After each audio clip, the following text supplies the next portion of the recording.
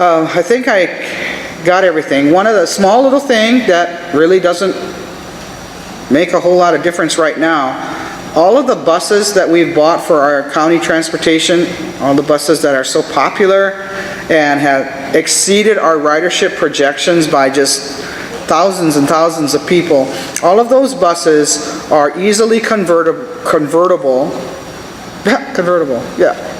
They can be converted to a biofuel or to some other kind of fuel, so another kind of mixture. And so we ordered the buses that way in anticipation that we would be moving in that direction. So we've tried to at least get ahead of it a little bit. So we didn't order any gas buses. They're all diesel, or what they call there's a name for this kind, flex fuel motors and fuel systems in them. So we're going to be ready to convert when we have the supply.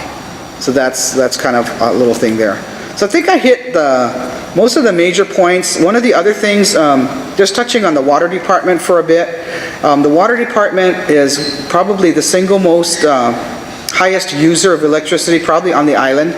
And so we are really focusing on our water treatment plants and the pumps that are used to move water around the island, particularly in the upcountry area. So that working group is going to be focusing a lot on the water department. The next department is the division in environmental management, which is the wastewater division, which handles all the wastewater and the sewage collection and all of that. That's the second highest user of electricity in the county. The other high users we'll identify them all out, and it'll come out in a report, like which departments use what kind of electricity. You'll be able to see that. We intend to put all of this on our website so that you can follow along as these working groups are doing their work and they're producing preliminary reports or findings. We'll be putting those on the website, the county website. So you'll all be you can get the information through there. Like I said, this is a really exciting time for all of us. I'm so pleased to be a part of it. And as much as sometimes my job is such that I wonder why the heck I ever ran for this office, I can't help but be bolstered up by the fact that this is an opportunity, and we're in a time of opportunities where the decisions and the actions that we make today are going to be felt in the future for many generations. And not just taking care of ourselves here, but it's taking care of our islands, for the future of our islands, for, like, as you know, the Native Americans and the Native Hawaiians talk about, 7 generations. And that's how we have to think. We cannot think about instant gratification, what's going to help us right now, here and today, or in my lifetime, or your lifetime. So we need to think further than that, because, you know, we've got a precious resource here. These islands are like nowhere else in the world. And all you have to do is travel around a little bit. And you don't even have to go to another country. You just have to go to some parts of our own country to know how lucky we are that we have the kind of resources we have here, that we have the people that we have here that care so deeply about what happens in our community. It's amazing. I go to conferences a lot, or I used to. I don't go very much anymore.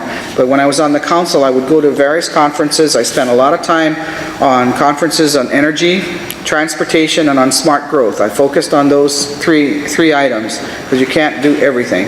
And when I would go to these conferences and talk about what we do on Maui or what kinds of programs we have, and they're always envious of the kinds of things that happen in our community. You know, how do you get all those people together to do X, Y, and Z? And I said, well, you just ask. And basically you ask and people will come. You just have to ask sometimes because they want to help but they don't know how. And one of our really stellar programs nationwide is our senior programs. What we do with the Kaunoa Senior Program, our Office of Aging, which is also a federal program, but some people only have the Office of Aging.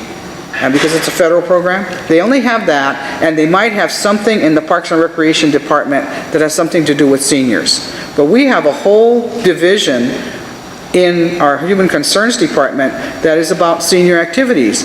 And so you see the Kaunoa Senior Center, there's one now in West Maui, and there are going to be more and more of these. The senior housing that we have is like the envy. In fact, Hale Maho'olu is an award-winning design and program for the nation. So we can be proud of the fact that we know how to take care of our kupuna. And I have a selfish interest in this whole thing because I'm going to be one of these days, maybe soon. So we've got to take care of our elders because they are really a precious resource for us. So I think overall, we're heading in the right direction. We're certainly not there yet. I don't want to say like, oh yeah, in 2 years we're going to be there. We're not. But we have to keep making those steps in the right direction. We have to be positive and always remember, and we have to refocus sometimes back on why are we doing this? Because sometimes you get caught up in the hustle and bustle of everyday life, and then you start going down this track and somebody says, why are you doing that? Oh, I don't really know. I just was told to do this, or this is what we're going to do. But it's time. You need to take time and step back and say, what? It's like that question, right? What is the meaning of life? Well, you got to take those moments and reaffirm with yourself, why is it that you're doing what you're doing? Don't let the